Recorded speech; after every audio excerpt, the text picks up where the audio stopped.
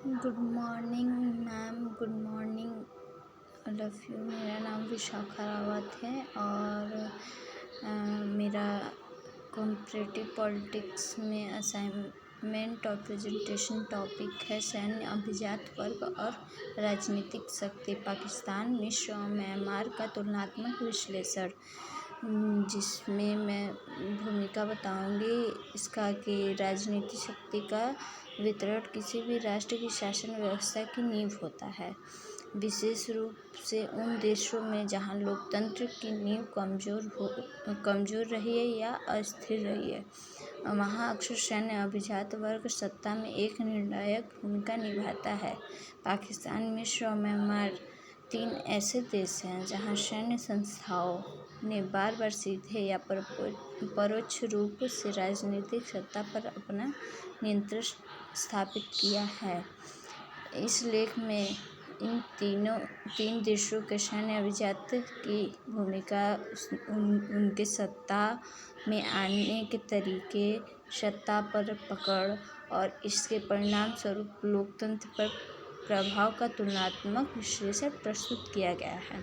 इसमें पाकिस्तान का पहला देखेंगे पाकिस्तान का सैन्य शक्ति की स्थायी छाया, जिसमें पाकिस्तान 1947 में स्वतंत्रता प्राप्त करने के बाद से पाकिस्तान की राजनीति में सेना का वर्चस्व लगातार बना रहा।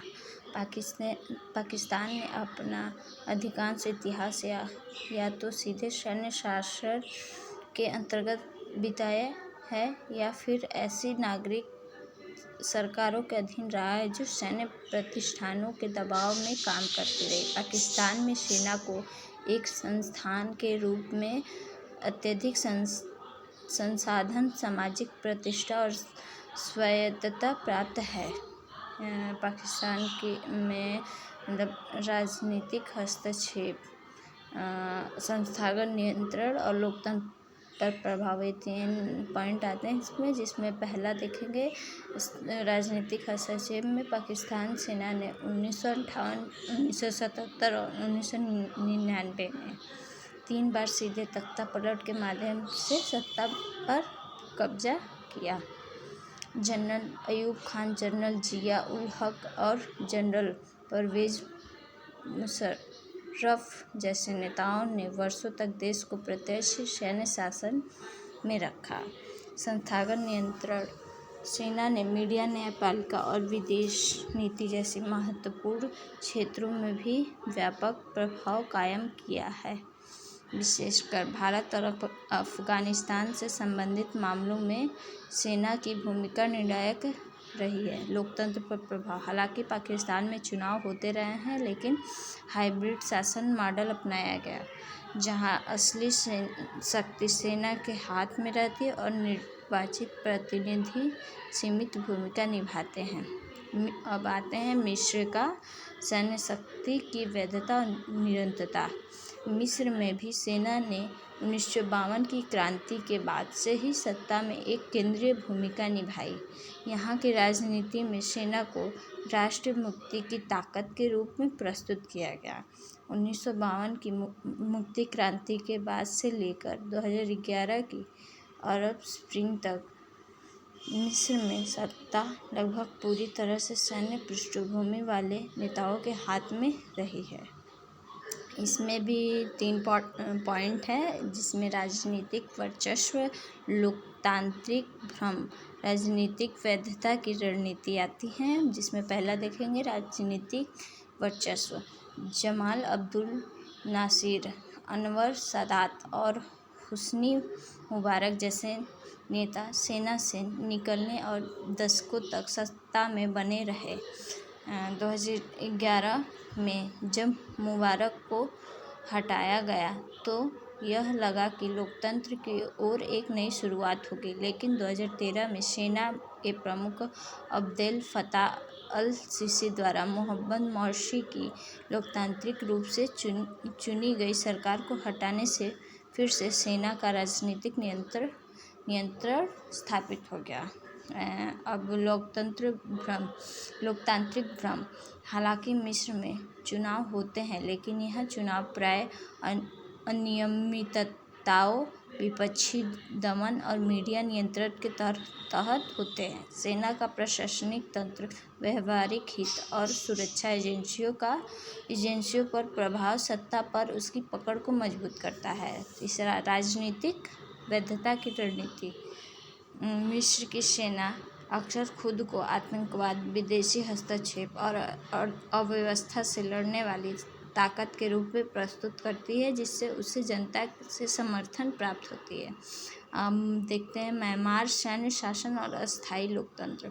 म्यांमार का राजनीतिक परिदृश्य भी सैन्य नियंत्रण के अधीन रहा है, लेकिन उसकी प्रकृति पाकिस्तान और मिस्र से थोड़ी भिन्न रही है। वहाँ की सेना तत्मदाओं ने दशकों तक सत्ता में रहते हुए सैन्य संविधान तक लागू किया, जिसने सेना को स्थायी भूमिका सुनिश्चित की। इसमें भी 3 पॉइंट आते हैं, जिसमें पहला है प्रत्यक्ष सैन्य शासन। 1962 से 2011 तक म्यांमार में सैन्य शासन रहा। 2011 में एक नियंत्रित लोकतंत्र की शुरुआत हुई, जिसमें सैन्य संरचना को बनाए रखते हुए चुनाव कराए गए। सेना ने संविधान के माध्यम से संसद में 25% सीटें सुरक्षित रखी और रक्षा, आंतरिक मामलों और सीमा मामलों जैसे मंत्रालयों पर अपना नियंत्रण बरकरार रखा। 2021 का तख्तापलट। अंग सान सू की नेशनल लीग फॉर डेमोक्रेसी की जीत के बाद सेना ने चुनाव में धांधली का आरोप लगाकर फिर से सत्ता हथिया ली। इसके बाद देश में हिंसा, जन आंदोलन और नागरिक संघर्ष की स्थिति उत्पन्न हो गई। तीसरा, अलग संरचना। म्यांमार की सेना का राजनीतिक ढांचा अधिक संस्थागत और वैधानिक रूप से संरचित है। संवैधानिक प्रावधानों द्वारा सेना को भविष्य की राजनीति में भी निर्णायक भूमिका सुनिश्चित की गई। सामान्य निष्कर्ष।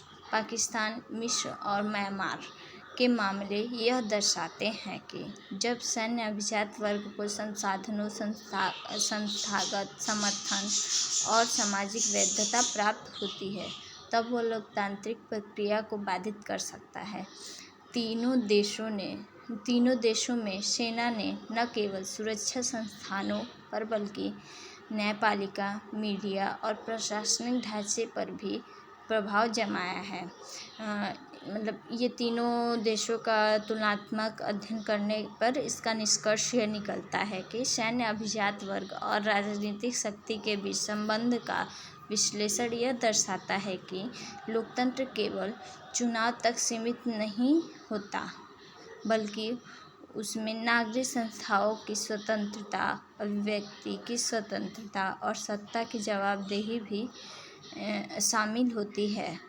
पाकिस्तान, मिस्र और म्यांमार जैसे देशों में यह चुनौती बनी हुई है कि कैसे सत्ता में रहकर सेना को गैर राजनीतिक और पेशेवर बनाया जाए।